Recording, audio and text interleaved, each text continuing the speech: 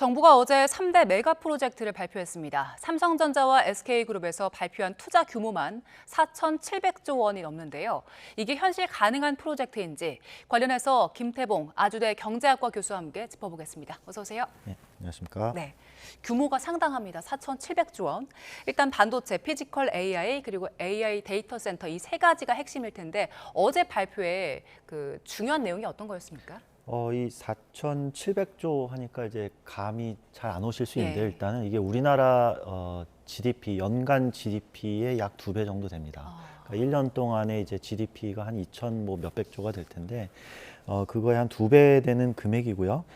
물론 그 숫자 안에는 이미 그 삼성과 SK가 투자한 금액도 네. 지금 포함이 돼 있어서 정확하게 이제 앞으로 얼마나 더 투자할지는 그 금액은 좀 미지수이긴 한데요.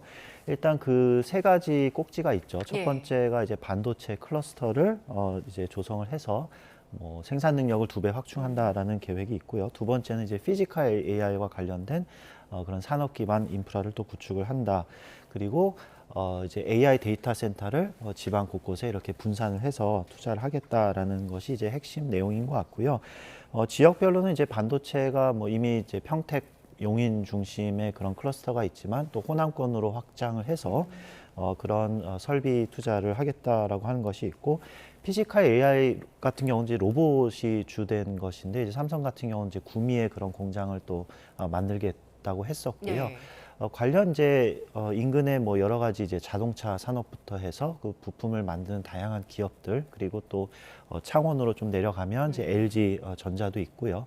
그런 다양한 저 기반이 되는 환경이기 때문에 또 거기에 투자를 하는 것 같고요.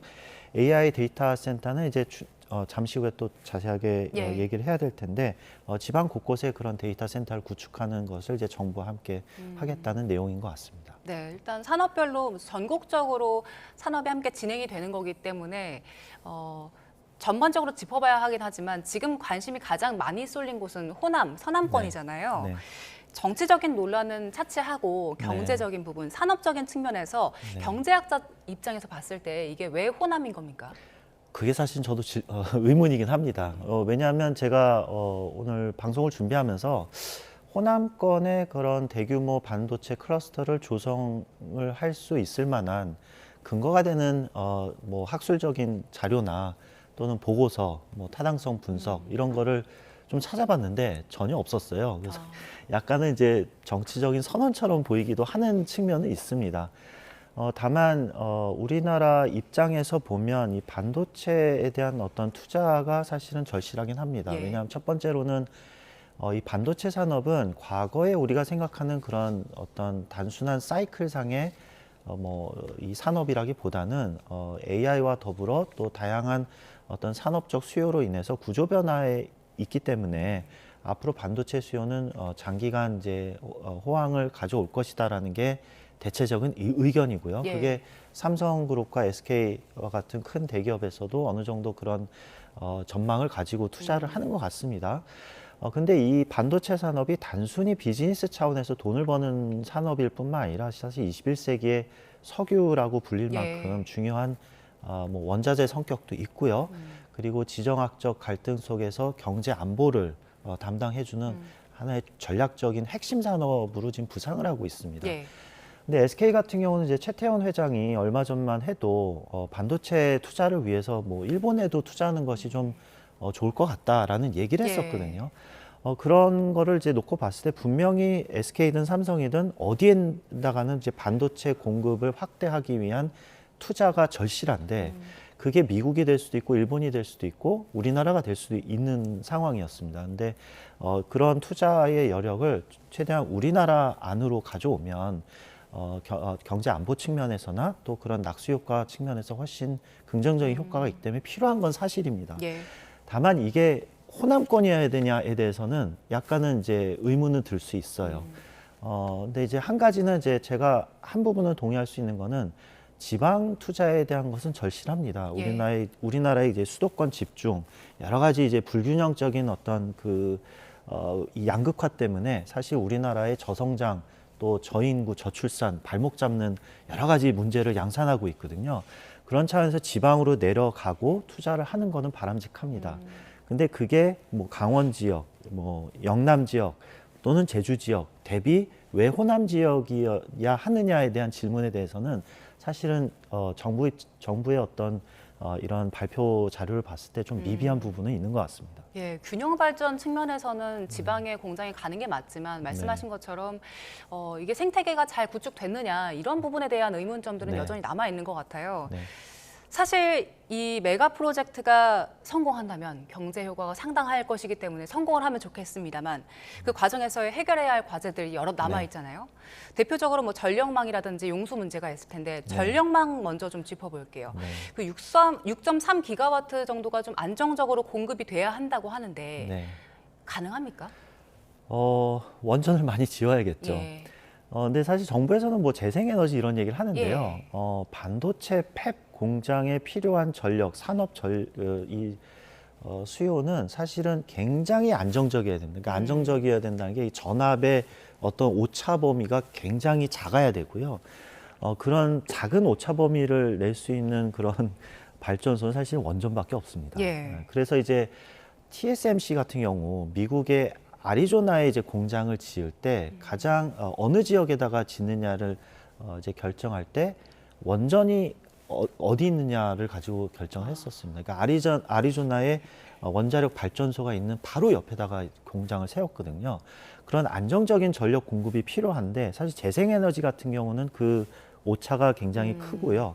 또 뭐 날씨에 따라서 굉장히 변덕스러운 공급이 있기 때문에 예. 사실 재생에너지를 쓴다고 해도 그런 오차를 줄일 수 있는 대체 발전소가 또 필요합니다. 이게 가치가는 그러니까 과연 대체 에너지를 쓴다는 게 뭐 환경 보호 측면에서 꼭 바람직하냐라고 물어보면 솔직히 그건 잘 모르겠습니다. 예. 그래서 어쨌든 그 필요한 전력 공급이 분명히 있고요. 그거를 이제 국가적으로 지원을 해야 되는데 결국은 이제 비용의 문제죠. 예. 얼마나 우리가 감당할 수 있는가가 아마 핵심적인 과제가 될 겁니다. 그 말씀하신 비용 같은 경우에 이제 한전에서 이게 재무 구조에도 영향을 바로 받지 않을까 하는 생각이 들긴 네. 하거든요. 한전제 같은 거 발행하게 되면 결국 네. 이거 우리 국민들이 전기 네. 요금으로 다 감당해야 되는 거 아닙니까? 그렇습니다. 그렇지 않아도 우리나라의 뭐 공공 기업들이 사실상 특히 이제 한전 같은 경우는 우리나라의 그 제조업 기반의 산업을 지탱하기 위해서 사실 전기값을 굉장히 산업용 특히 전기값은 낮은 요금으로 이게 유지를 합니다. 예. 그게 생산 비용을 절감시키기 위한 하나의 어떤 국가적인 지원이라고 볼 수가 있겠죠. 근데 그게 결국은 한전의 재무 상태에 영향을 주고 그 재무 상태는 결국 또 정부의 부담이 되고요. 정부의 부담은 곧 우리의 세금이기도 합니다.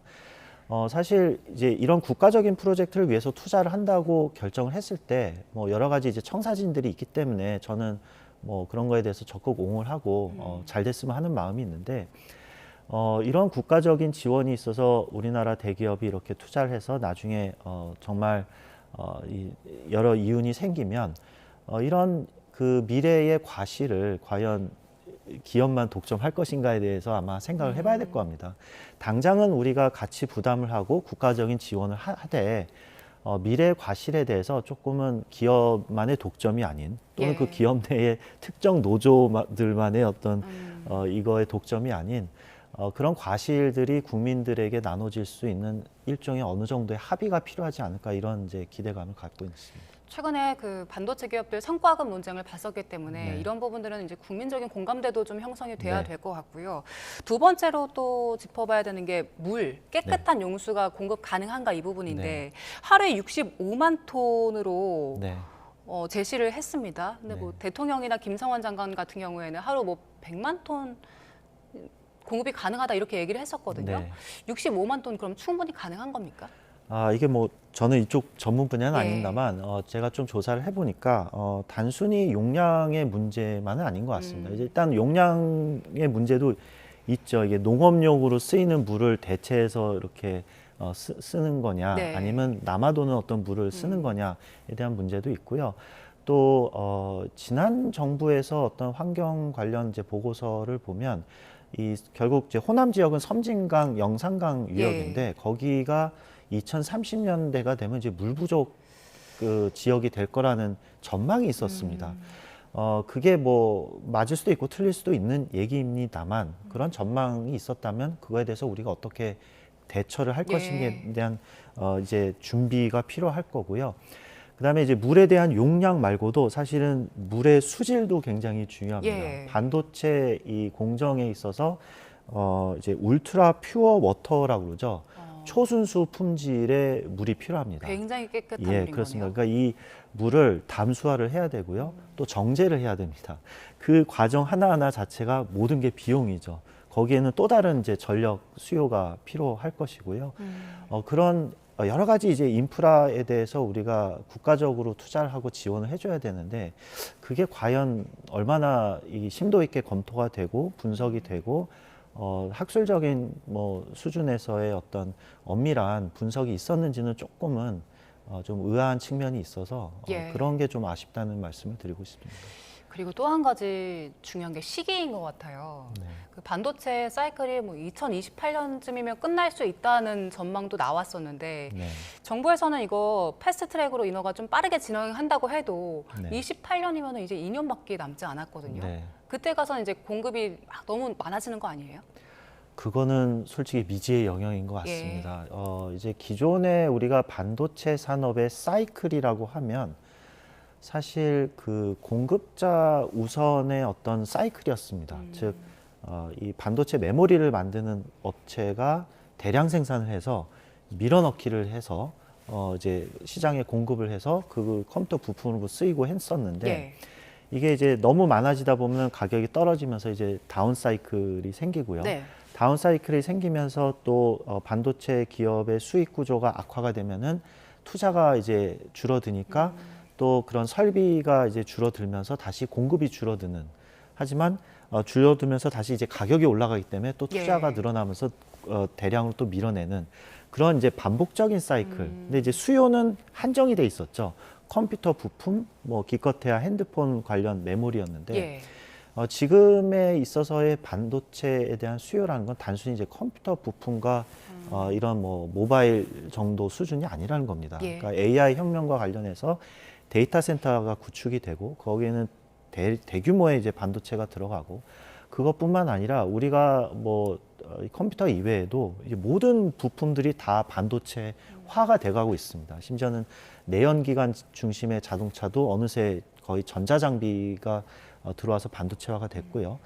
이제는 이제 로봇 시대가 이제 열리면 그거에 대한 반도체 수요는 늘어날 겁니다. 근데 이런 구조 변화의 어떤 큰 추세가 바뀔 때는 사실은 이게 어디까지 갈지는 누구도 모릅니다. 그렇기 때문에 뭐 미리 뭐 예단하기는 어렵지만 어쨌든 과감한 이런 식의 과감한 투자가 결국은 미래에 큰 예. 과실을 가져올 수 있는 것도 있기 때문에 어떻게 보면 뭐 그게 합리적인 투자일 수도 있다는 생각은 듭니다. 기본 수요 자체가 워낙 크게 늘어날 거기 때문에 여기에 대해 대비하는 것도 필요하겠다라는 예. 말씀이신 거죠. 증시 얘기를 좀 해볼 텐데 코스피가 어제 많이 떨어졌습니다. 네. 외국인이 7조 7천억 원 넘게 순매도했는데 이게 역대 최대 규모더라고요. 근데 떨어진 거 보니까 반도체 기술주 중심으로 네. 빠졌던데 어제 정부에서 이런 대규모 투자 프로젝트 발표했는데 왜 떨어진 겁니까? 근데 뭐 꼭 정부 발표 때문에 떨어진 것 같지는 않고요. 예. 이제 발표하고 직후에는 또 살짝 반등하는 측면도 있긴 또 있어서 이런 투자 프로젝트 네. 발표하면 오르는 거 아니에요? 뭐 앞으로 며칠 좀 더 지켜봐야 될 것 같습니다. 그 부분에 대해서는 일단은 그 뭐 코스닥 뭐 얘기를 잠시 후에 할 수도 있겠지만 예. 이제 AI 그 데이터 센터 관련해서 이제 정부가 적극적으로 이거를 투자를 한다고 그랬었어요. 이제 배경은 이제 첫 번째로는 AI 데이터 센터가 사실 이것도 안보 산업과 관련이 예. 있어서 소버린 AI 또 우리나라 국가 안보, 공공 서비스, 금융망 이런 것들이 이제 해외에 있는 글로벌 빅테크에 너무 종속이 되면 국가의 문제가 되니까 그걸 이제 투자를 하겠다고 하니까 이제 코스닥에서의 반응은 일부 이제 뭐 건설주라든지 예. 그다음에 AI 데이터 센터의 이 병목을 일으키는 것 중에 결국은 전력인데 2차 전지가 굉장히 중요하게 이제 부각이 되면서 그런 거에 일부 좀 수혜를 받는 종목들이 있는 것 같았습니다. 단지 이제 SK 삼성 중심의 코스피의 이 반도체 대형주들은 예. 사실 어떻게 보면 뭐 여러 가지 지금 핑계는 될 수 있지만 지금까지 너무 많이 달려와서 너무 많이 오른 측면 때문에 조금 조정받는 게 저는 크다고 생각을 하고요. 그리고 지난주부터 계속 지속적으로 미국 월가나 전문가들이 얘기한 것들이 과연 AI 중심의 반도체 수요가 얼마나 갈 것인가에 대한 회의론들이 계속 끊임없이 나왔었어요. 그래서 그런 부분들이 뭐 마이크론 주식에도 가격에도 영향을 주고 예. 그런 이제 약간 경계감, 그동안 너무 올랐다라는 것, 그다음에 앞으로 이게 지속이 될 건가에 대한 의구심이 섞이면서 약간은 좀 조정받고 있는 형태인 것 같습니다. 시장의 그 회의론 반대 목소리는 계속해서 나오긴 하네요. 예. 앞서 코스닥 말씀을 해주셨는데 결국에는 그 자금이 이동을 한 거잖아요. 근데 장기적으로 봤을 때 이게 기대감을 넘어서 뭐 실적이나 수급 측면에서도 뒷받침을 해줄 수 있는 겁니까? 네, 맞습니다. 이게 특히 지금 보면 이제 변동성이 워낙 큰 장세다 보니까 결국은 이제 개인 투자자들 입장에서 보면 이제 실적이 확인된 산업들 또 기업들 중심으로 투자하는 게 원칙적으로 맞다고 생각이 들고요. 그런 측면에서 일부 뭐 이런 메가 프로젝트 관련해서 실적이 확인될 만한, 그리고 이제 앞으로 이게 얼마나 구체화돼서 실현 가능성인지를 우리가 확인을 하면서 아마 그쪽에 일부 종목들이 수혜를 받지 않을까, 뭐 이런 기대감을 가질 수 있을 것 같습니다. 예. 어제 정부에서 발표했던 3대 메가 프로젝트와 관련해서 과연 현실성이 있는 것인지 김태봉 아주대 경제학과 교수와 함께 진단해봤습니다. 고맙습니다. 네, 감사합니다.